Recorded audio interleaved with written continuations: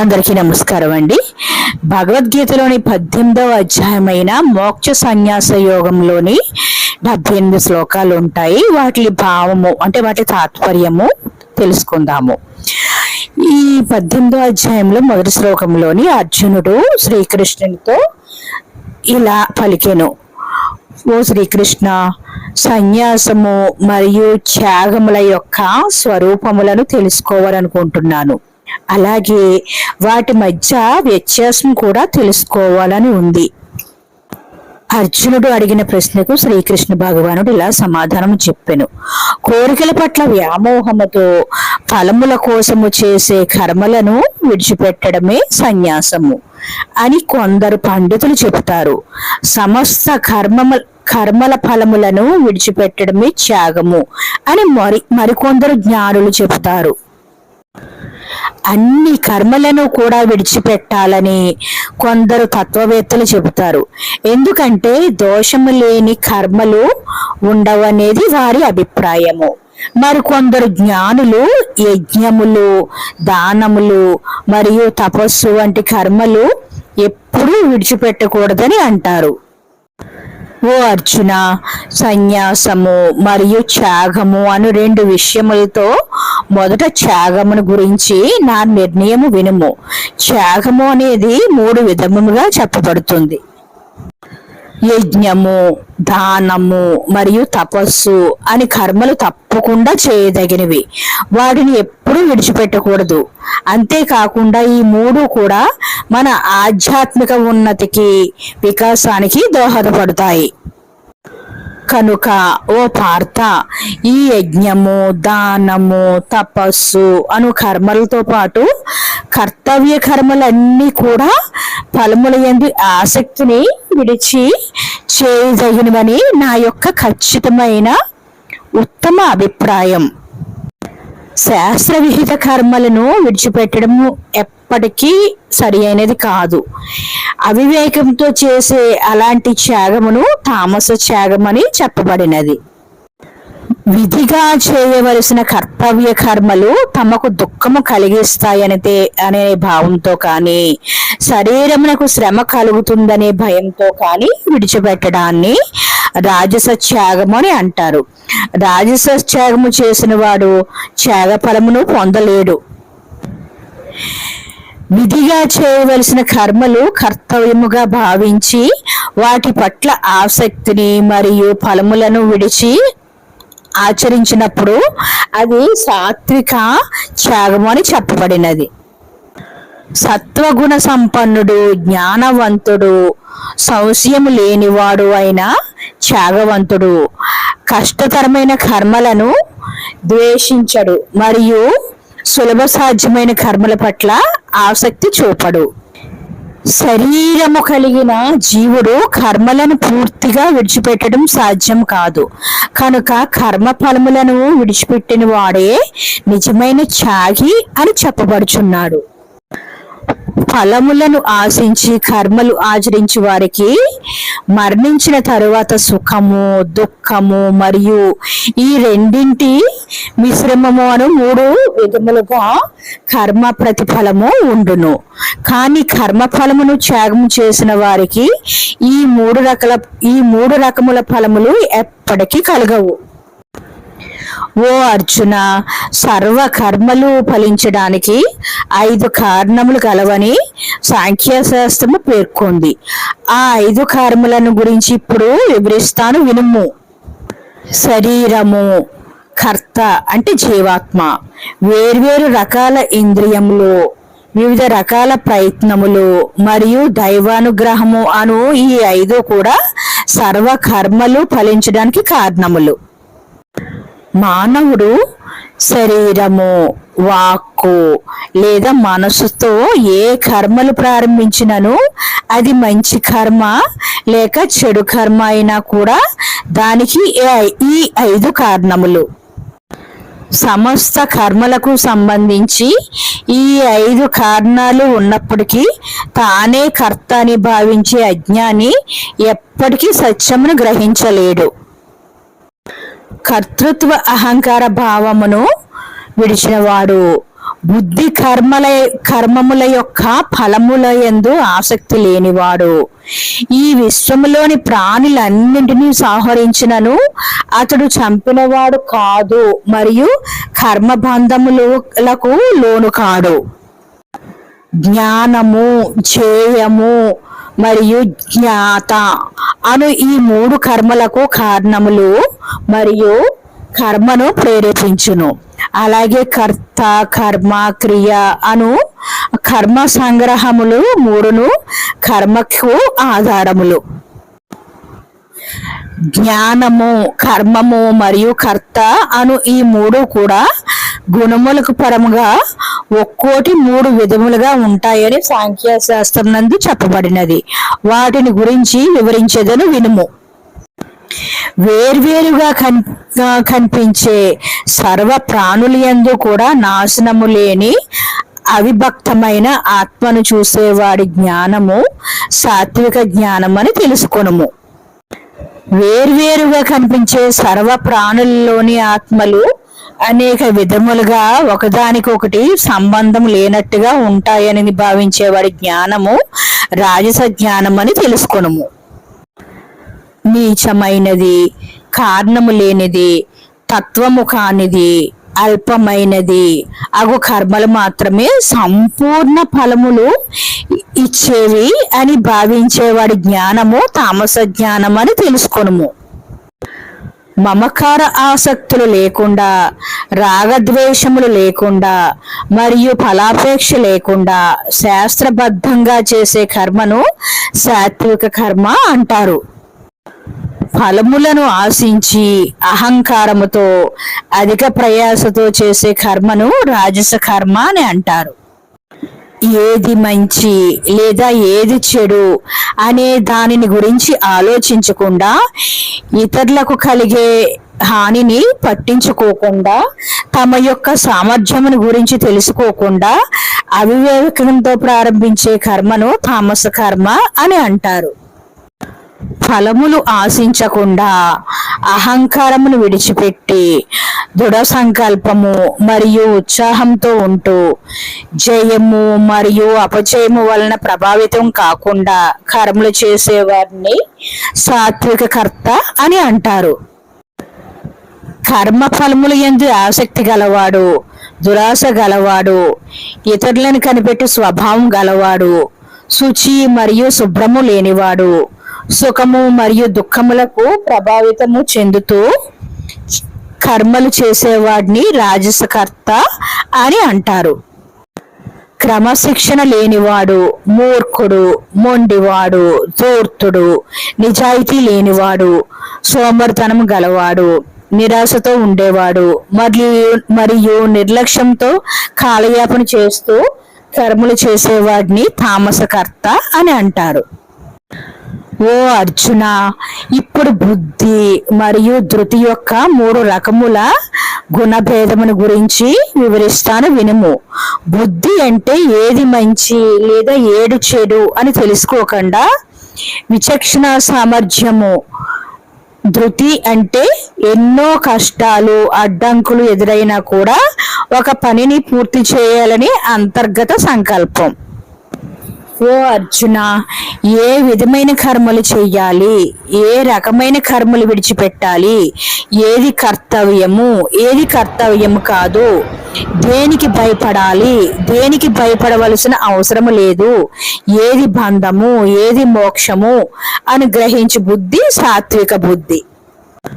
ఓ అర్జున, ఏది ధర్మము, ఏది అధర్మము, చేయదగిన కార్యక్రమములు, చేయకూడని కార్యక్రమములు గురించి తెలుసుకోలేని బుద్ధి రాజస బుద్ధి. ఓ అర్జున, చీకటిలో కప్పివేయబడిన జ్ఞానముతో అధర్మమును ధర్మంగా మరియు అన్ని విషయములను విపరీతంగా భావించే బుద్ధి తామస బుద్ధి. ఓ అర్జున, ఏ ధృతి వలన మనస్సు, ప్రాణవాయువులు, ఇంద్రియములు ఏకాగ్రతతో మోక్షమును సాధించి సంకల్పముతో ఉపాసించుచున్నదో అట్టి ధృతి సాత్వికమైనది. కర్మ ఫలములను భోగించాలనే కోరిక కలవాడు ఏ ధృతి వలన ధర్మ అర్థ కామము పట్ల ఆసక్తితో కర్మలు చేయుచున్నాడో అట్టి ధృతి రాజసికమైనది.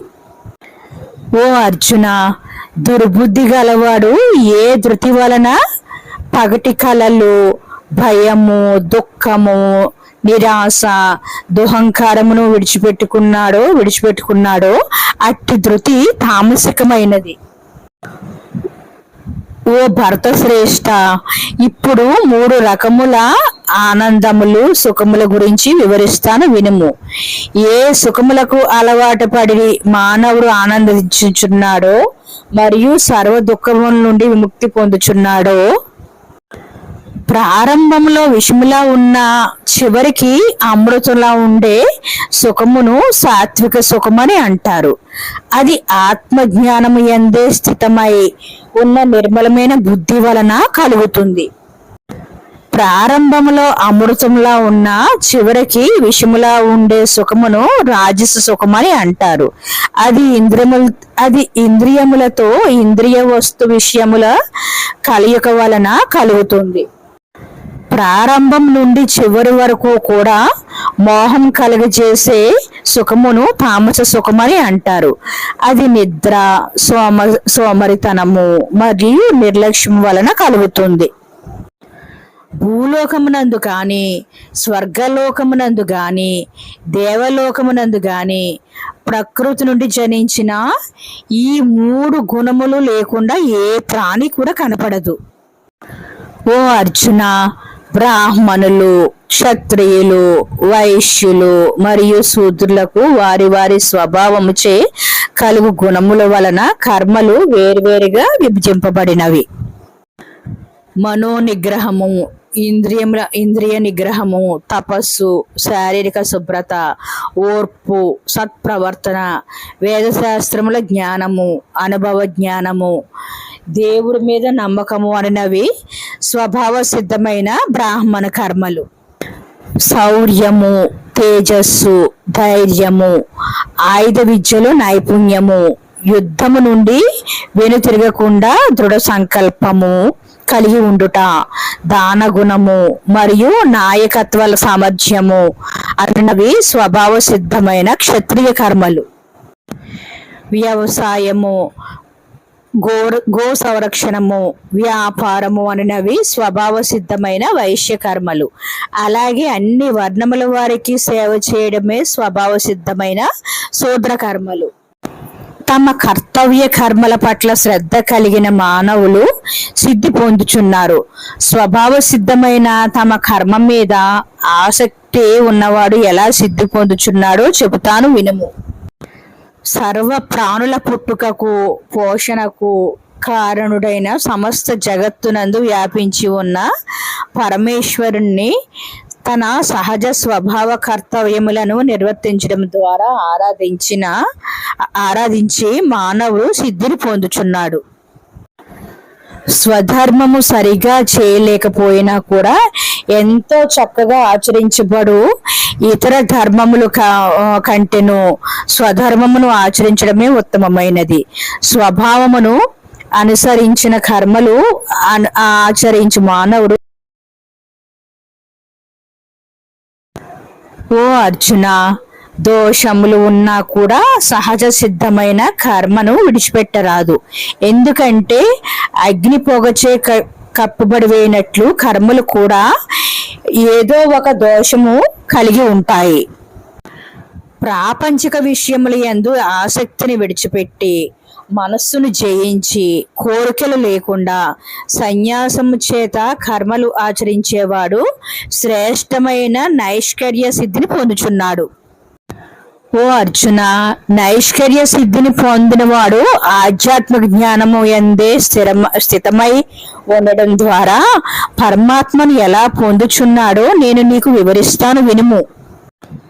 మంచి బుద్ధి కలవాడు, దృఢమైన సంకల్పముతో మనస్సును నియంత్రించిన వాడు, ఇంద్రియ విషయములను విడిచినవాడు, రాగద్వేషములు కూడా విడిచినవాడు, ఒంటరిగా ఉండడాన్ని ఆస్వాదించేవాడు, తక్కువ ఆహారం తీసుకునేవాడు, వాక్కు, శరీరం, మనస్సును నియంత్రించుకున్నవాడు, జ్ఞానయోగములో నిత్యము నిమగ్నమైన వాడు, వైరాగ్యమును ఆశించినవాడు, అహంకారమును, బలమును, గర్వమును, కోరికలను, కోపమును, స్వార్థమును విడిచి ఇది నాది అన్న భావన లేకుండా శాంత స్వభావం కలిగిన వాడు బ్రహ్మస్వరూపమును పొందడానికి అర్హుడు. బ్రహ్మస్వరూపమును పొందినవాడు ప్రశాంతమైన మనస్సు కలిగి దేనికి దుఃఖించడు మరియు ఆనందం కోసం ఎటువంటి భౌతిక వస్తువును ఆశించడు. సర్వ ప్రాణుల పట్ల సమభావం గల అట్టివాడు నా పరాభక్తిని పొందుచున్నాడు.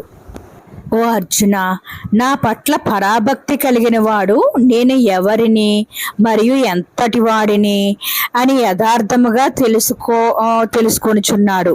నా గురించి తెలుసుకున్న తరువాత పరమ భక్తితో నన్ను పరిపూర్ణముగా పొందుచున్నాడు. ఎల్లప్పుడూ సర్వ కర్మలు నిష్క్రమ భావంతో చేస్తూ కర్మల యొక్క ఫలములను నాకే అర్పిస్తూ చేయువాడు నా అనుగ్రహం వలన శాశ్వతమైన నాశనము లేని మోక్షమును పొందుచున్నాడు. సమస్త కర్మలను మనస, వాచ, కర్మన నాకే అర్పించి నన్ను మాత్రమే మరియు లక్ష్యంగా భావించి బుద్ధి యోగమును ఆశ్రయించి నిరంతరము నాయందే మనస్సును నిలుపుము. ఎల్లప్పుడూ నీ మనస్సును నాపై నిలిపి ఉంచితే నా అనుగ్రహం వలన నీవు అన్ని కష్టాలను, ఆటంకాలను అధిగమించగలవు. కానీ అహంకారంతో నా మాటను వినకపోతే నీవు నశించిపోతావు. అర్జున, నీవు అహంకారంతో యుద్ధము చేయను అని అనుకుంటే ఆ నిర్ణయము వ్యర్థము. ఎందుకంటే నీ స్వభావము అంటే నీది క్షత్రియుడు, నీవు క్షత్రియుడవు, నిన్ను యుద్ధము చేయడానికి ప్రేరేపిస్తుంది. ఓ అర్జున, నీ స్వభావము నుండి పుట్టిన నీ కర్మలచే బంధింపబడి ఉన్నావు. మోహము వలన నీవు చేయకుండా ఉండాలని అనుకున్న స్వభావ సిద్ధమైన కర్మను బలవంతంగా చేయవలసి వస్తుంది. ఓ అర్జున, పరమేశ్వరుడు అన్ని జీవుల హృదయములలో నివసిస్తూ ఉంటాడు. అంతర్యామిగా ఉన్న పరమేశ్వరుడు తన మాయ చేత జీవుల గతిని వారి కర్మలకు అనుగుణంగా నిర్దేశిస్తూ ఉంటాడు. ఓ అర్జున, పూర్తి భక్తి అర్పణ భావంతో ఆ భగవంతుని శరణు వేడు. ఆయన కృప ద్వారా నిత్యమైన శాంతిని మరియు శాశ్వతమైన మోక్షమును పొందగలవు. నేను నీకు అత్యంత గుప్తమైన మరియు రహస్యమైన జ్ఞానమును తెలియజేశాను. దీనిని పూర్తిగా విచారించి నీ ఇష్టానుసారము నిర్ణయము తీసుకొనుము. నా యొక్క అత్యంత రహస్యమైన సర్వశ్రేష్టమైన ఉపదేశమును మరొక్కసారి వినుము. నీవు నాకు అత్యంత ప్రియమైన వాడవు కాబట్టి నీ మేలు కోరి ఈ జ్ఞానమును చెబుచున్నాను. ఓ అర్జున, నీ మనస్సు నాపై నిలుపుము. నా భక్తుడువైన నన్ను పూజించుము, నన్నే సేవింపుము, నాకు నమస్కరించుము. ఈ విధముగా చేయటం వలన తప్పకుండా నన్ను పొందగలవు. నాకు ఎంతో ఇష్టడువై నీకు ప్రతిజ్ఞను చేసి చెప్పుచున్నాను. సమస్త కర్తవ్య కర్మలను ఆచరిస్తూ వాటి యొక్క ఫలములను విడిచిపెట్టి నన్ను మాత్రమే శరణు వేడుము. నేను నీకు సర్వ పాపాల నుండి విముక్తి కలిగిస్తాను. నీవు దుఃఖించకు. నీకు ఉపదేశించిన ఈ జ్ఞానమును తపస్సు చేయని వారికి, భక్తి లేని వారికి, శ్రద్ధగా వినలేని వారికి మరియు నన్ను ద్వేషించే వారికి ఎప్పటికీ చెప్పకూడదు. ఈ అత్యంత రహస్యమైన జ్ఞానమును నా భక్తులకు బోధించేవాడు నా యందు పరమభక్తిని కలిగి ఉంటాడు. అలాంటి వ్యక్తి నన్ను తప్పక చేరుకుంటాడు. ఇందులో ఎటువంటి సందేహము లేదు. ఈ భూలోకంలోని మనుష్యులందరిలోనూ నేను ఉపదేశించిన ఈ జ్ఞానమును బోధించే వారి కంటే నాకు ప్రియమైన వారు ఇంకొకరు ఎవ్వరూ లేరు, ఇక ముందు కూడా ఉండబోరు. అర్జున, మన ఇద్దరి మధ్య జరిగిన ఈ ధర్మ సంభాషణను పఠించేవారు జ్ఞాన యజ్ఞముచే నన్ను ఆరాధిస్తున్నారని నా అభిప్రాయము. ఎవరైతే ఈ గీతా శాస్త్రమును శ్రద్ధతో అసూయ లేకుండా విని దానిని అనుసరించే మానవుడు కూడా పాపాల నుండి విముక్తి పొంది పుణ్యకర్మలు చేసిన వారు చేసే ఉత్తమ లోకాలను పొందుచున్నారు. ఓ పార్థ, నేను ఉపదేశించిన ఈ గీతా జ్ఞానమును నీవు ఏకాగ్రతతో విన్నావా? ఓ ధనుంజయ, నీ అజ్ఞానము వలన కలిగిన మోహము తొలగిపోయిందా? అప్పుడు అర్జునుడు శ్రీకృష్ణునితో ఇలా వినయముగా పలికెను. ఓ అచ్యుత, నీ అనుగ్రహం వలన నా మోహము నశించింది, నాకు నిజమైన జ్ఞానము లభించింది. ఇప్పుడు నా సందేహాలన్నీ తొలగిపోయాయి. ఇప్పుడు నా మనస్సు గందరగోళం లేకుండా చాలా స్పష్టంగా ఉంది. నీ ఆజ్ఞను తప్పకుండా పాటిస్తాను. ఓ రాజా, ఈ విధముగా వాసుదేవుడికి మరియు మహాత్ముడైన అర్జునుడికి మధ్య జరిగిన సంభాషణను విన్నాను. ఇది ఎంత అద్భుతంగా ఉందంటే నా రోమములు నిక్కబొడుచుకుంటున్నాయి అని సంజయుడు ధృతరాష్ట్రునితో పలికెను. అంతేకాకుండా సంజయుడు ధృతరాష్ట్రునితో ఇలా అనెను. వేదవ్యాసుని అనుగ్రహం వలన దివ్య దృష్టిని పొందిన నేను అత్యంత రహస్యమైన ఈ గీతా జ్ఞానమును యోగేశ్వరుడైన శ్రీకృష్ణ భగవానుడు అర్జునునికి చెబుతుండగా నేను దాన్ని ప్రత్యక్షంగా వినగలిగాను. ఓ ధృతరాష్ట్ర మహారాజా, కృష్ణార్జునుల మధ్య జరిగిన ఈ సంవాదము ఎంతో పుణ్యప్రదమైనది, అత్యద్భుతమైనది. ఈ సంవాదము మళ్ళీ మళ్ళీ స్మరించుకుంటూ నేను ఆనందిస్తున్నాను. ఇంకను సంజయుడు ధృతరాష్ట్రునితో ఇలా చెప్పాను. ఓ మహారాజా, శ్రీహరిని నేను గుర్తు చేసుకుంటూ ఆయన అద్భుతమైన విశ్వరూపమును స్మరించుకుంటున్నాను. ఇది నాకు మహానందాన్ని, ఆశ్చర్యాన్ని, ఆనందాన్ని, అద్భుతమైన ఆనందాన్ని కలిగిస్తోంది. మళ్ళీ మళ్ళీ సంతోషాన్ని అనుభవిస్తున్నాను. ఎక్కడైతే పరమేశ్వరుడైన శ్రీకృష్ణుడు, ధనుర్ధారి అయిన అర్జునుడు ఉంటారో అక్కడ సంపద, విజయము, ఐశ్వర్యము మరియు ధర్మము ఉంటాయి. ఇది నా అభిప్రాయము అని సంజయుడు ధృతరాష్ట్రునితో తన అభిప్రాయము చెప్పాను. ఇదండి భగవద్గీతలోని 18వ అధ్యాయమైన మోక్ష సన్యాస యోగము యొక్క 78 శ్లోకాల తాత్పర్యం తెలుసుకున్నాము. ఈ భగవద్గీత మొత్తం 18 అధ్యాయాలండి. 18 అధ్యాయాలకి మీకు తాత్పర్యము నేను మీకు వివరించాను. నా ఈ చిన్ని ప్రయత్నము నన్ను నచ్చిందని ఆశిస్తూ, నన్ను సపోర్ట్ చేస్తారని ఆశిస్తూ, please like, subscribe. Thank you for watching. Survey జన సుఖినో భవంతు.